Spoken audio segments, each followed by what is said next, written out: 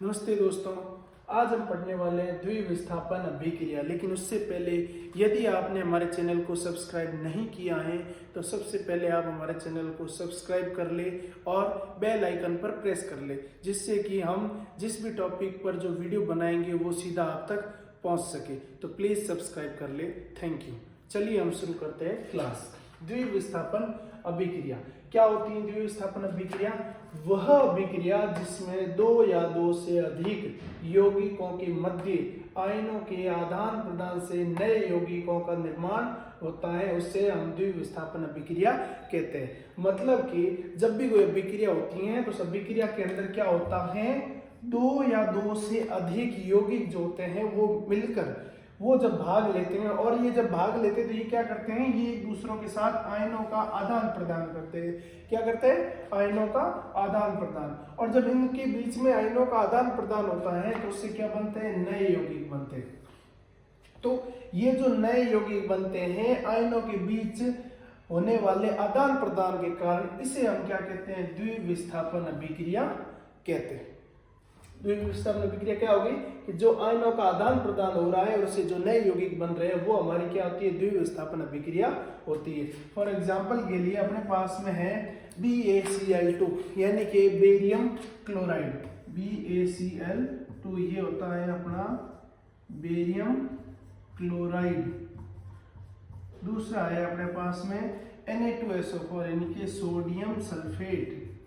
तो जब ये सोडियम सल्फेट और बेरियम क्लोराइड इनके बीच में जब रासायनिक अभिक्रिया होती है तो क्या होता है, ये जो बेरियम होता है ये SO4 के साथ में और जो Cl2 होता है Na2 के साथ में जुड़ जाता है। तो इससे क्या होता है? 2NaCl बनता है। 2NaCl का मतलब होता है सोडियम क्लोराइड। क्या होता है?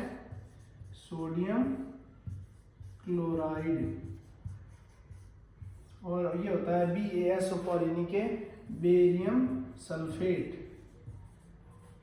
Barium sulphate. तो इस रासायनिक अभिक्रिया में हमने देखा कि जो Ba था वो SO4 के साथ में और Cl2 जो है Na2 के साथ में जब अभिक्रिया करता है तो इससे नए यौगिक बनते हैं सोडियम क्लोराइड और बेरियम सल्फेट। स्टार्टिंग में अपने पास में था बेरियम क्लोराइड और सोडियम सल्फेट। जब ये दोनों ने जब आपस में अभिक्रिया की तो उसके परिणाम स्वरूप हमें दो नए यौगिक प्राप्त हुए। एक तो है सोडियम क्लोराइड और दूसरा है BaSO4 यानी कि बेरियम सल्फेट। सेकंड एग्जांपल है अपने पास में NaCl। NaCl माने सोडियम क्लोराइड। NaCl का मतलब क्या हो गया? Sodium chloride. दूसरा अपने पास में AgNO3 मतलब सिल्वर नाइट्रेट। Silver nitrate. तो जब सोडियम क्लोराइड और सिल्वर नाइट्रेट जब इन दो यौगिकों के बीच में जब आयनों का आदान प्रदान होता है तो इसके परिणाम स्वरूप यानी कि सोडियम NaNO3 के साथ में और Cl जो है वो Ag के साथ में, यहाँ पर जब इनके बीच में आयनों का आदान प्रदान होता है तो हमें प्राप्त होता है नया यौगिक जो बनता है वो होता है AgCl, सिल्वर क्लोराइड। और दूसरा होता है NaNO3 यानी कि सोडियम नाइट्रेट। क्या बनता है? Sodium nitrate. तो इन अभिक्रिया के दौरान जो यौगिक थे उनमें जब ये अभिक्रिया हुई तो उस अभिक्रिया के परिणाम स्वरूप हमें नए यौगिक प्राप्त हुए।